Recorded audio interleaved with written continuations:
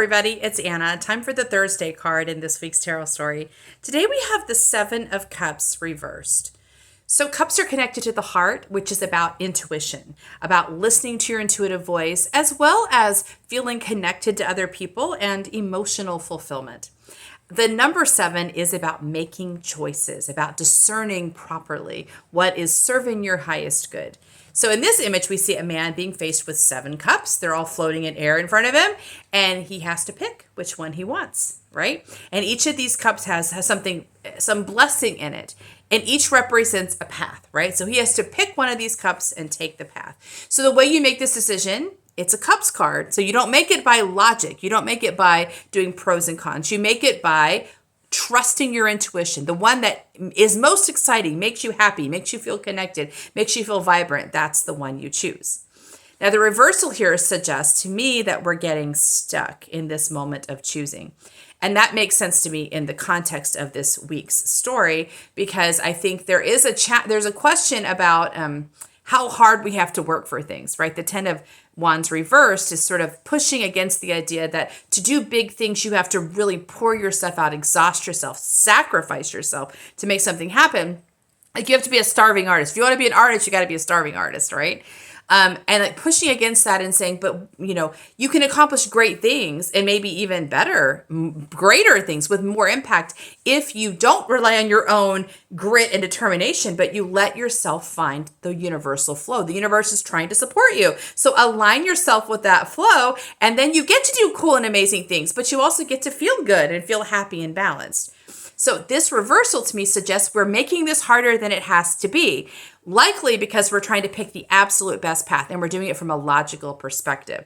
Like we're saying, well, if I did this, maybe I get to do these things. If I do that, I'm trying to imagine what each path is going to show up as, and I'm trying to pick based on this projection. By the way, a projection is not real. It's just a made up thing that the mind's coming up with. The mind has no way of knowing what any of these paths are going to look like, but still the mind's trying to slow us down and say, before we pick, let's make sure we're prepared, right? So the mind will come up with things you have to do to get prepared. You have to talk to 30 people and get their opinion. You have to take a class. You have to spend a week in prayer and meditation. Whatever the mind's coming up with, basically all it's doing is delaying this moment because it does not think you are prepared to make a choice. It does not trust that you are functional. The first card we had this week is I talked about being dysfunctional.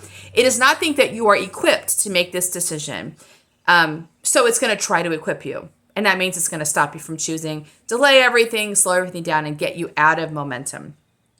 The truth is, you are equipped. If this is here for you, if this decision is in front of you, it's because you're ready to choose. And you probably already know what you want to choose. Actually, there is probably one path that you're like, ooh, that feels so exciting. Other paths are cool, and you may come back to them, and they may open up to you another time. There may be lots of options, but there's one that you're really excited about. There's energy and flow. So you already know the one. It's just that your mind's telling you that you need more data before you make this decision. You don't. There is no data to collect here. There's no polls to be taken. There's no advice to be taken.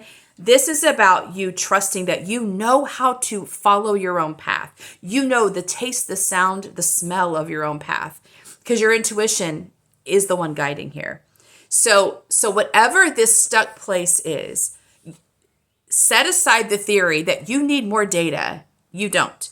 You know what to pick. The question is, are you willing to do it? That's really always the question in a spiritual path. I don't think it is about timing. There are some timing issues. Don't get me wrong. There are times where we're in times of rest and times of integration. There are pauses in the journey, but it's because those pauses are about how things grow. It's not about the universe making us wait until we're good enough or smart enough or ready enough. It's just about us being ready. Are you ready? Are you ready to claim one of these paths? If you're not, that's cool, but it's not because the universe is stopping you. It's because you're not quite ready yet. You're not quite ready to walk over that threshold.